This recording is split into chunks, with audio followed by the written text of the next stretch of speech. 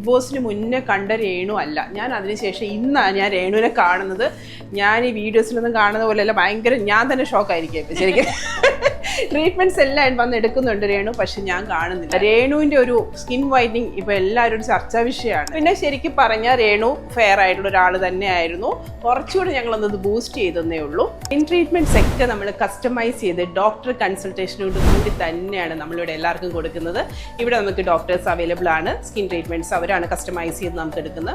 അല്ലാതെ ഒരു ട്രീറ്റ്മെൻറ്റ് കൊണ്ട് ഒരിക്കലും ഒരാൾക്ക് സ്കിൻ മുഴുവനും കംപ്ലീറ്റ് ഒരു മേക്ക് ഓവർ ആക്കാനോ ബ്രൈറ്റ് ആക്കാനോ ഒന്നും പറ്റില്ല. രേണു നമ്മൾ കൊടുക്കുന്നത് ഗ്ലൂട്ടത്തൈൻ IV കൊടുക്കുന്നുണ്ട്. അതിൻ്റെ കൂടെ നമ്മൾ ലേസർ ട്രീറ്റ്മെൻറ്റുകൾ കൊടുക്കുന്നുണ്ട്, പീൽസ് കൊടുക്കുന്നുണ്ട്. അങ്ങനെ പല പല ട്രീറ്റ്മെൻറ്റ്സ് കസ്റ്റമൈസ് ചെയ്തിട്ടാണ് ഞങ്ങൾ രേണുവിനെ ഇങ്ങനെ ആക്കിയിരിക്കുന്നത്. അല്ലാതെ വെറും ഒരു BB ഗ്ലോ കൊണ്ടോ ഒന്നും നമുക്കൊരാളെ ഇങ്ങനെ ചേഞ്ച് ചെയ്യാൻ പറ്റില്ല.